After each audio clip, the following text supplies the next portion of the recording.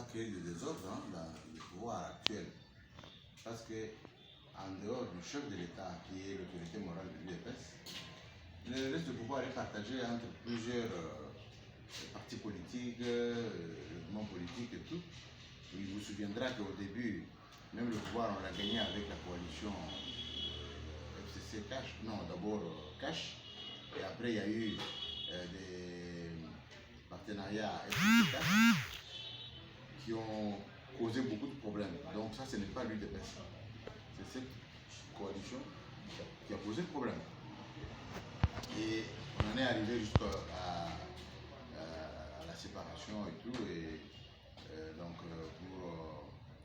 pour former l'union sacrée, continue, ce n'est pas l'UDPS, c'est l'union sacrée où on trouve beaucoup des mouvements politiques, des partis politiques, des personnalités politiques. Donc et ceux qui disent ça, ils ne savent pas, ils ne connaissent pas les réalités, ils ne sont pas de bons analystes.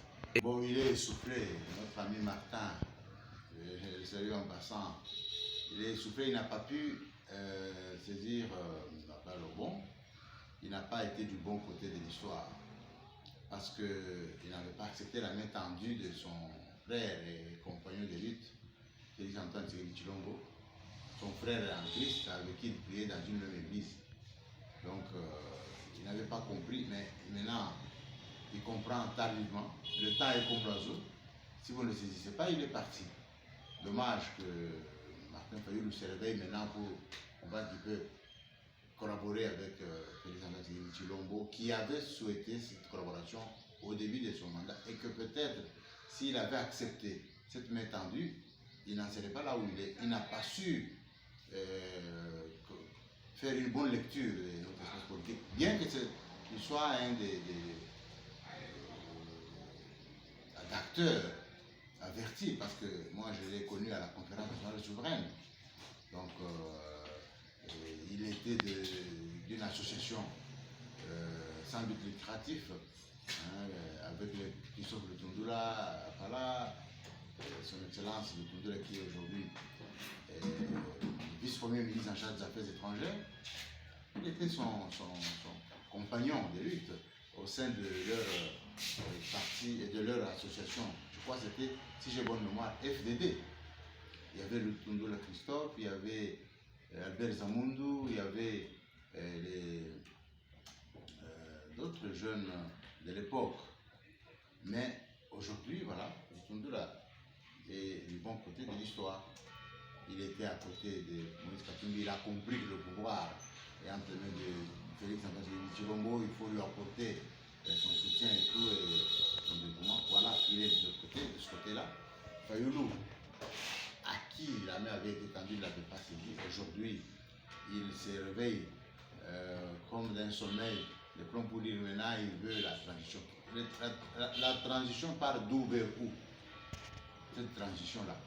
Avec eux, ils savent, ils connaissent l'expérience de la transition, on sait comment ça commence, mais on ne peut pas savoir comment ça termine. Lorsque Mobutu a, disons, décrété le multipartisme le 24 avril 1990, allez, il avait également annoncé une période de transition. Cette transition est partie de Lundabululu à Mulumba Lukoji, avant d'arriver à la conférence nationale souveraine, pour décréter encore une autre transition. Tu vois?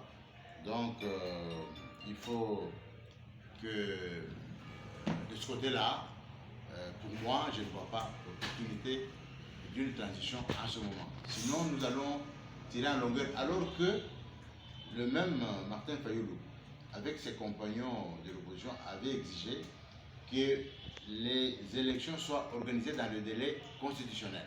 On ne peut pas accepter que ça puisse dépasser d'un seul jour et tout ça. Mais là, il n'avait pas confiance à la CENI. Il ne croyait pas que la CENI était là pour organiser les élections. Il n'avait pas non plus confiance en l'expertise et en l'expérience de son Excellence Denis Kadima Kazadi, qui lui est un expert chevronné et bien vertébré en matière d'organisation électorale, avec une expérience de plusieurs années et qu'il a amené à organiser ses élections dans plusieurs pays d'Afrique. Donc, fort de cette expérience, il a accepté d'apporter son expertise à son pays.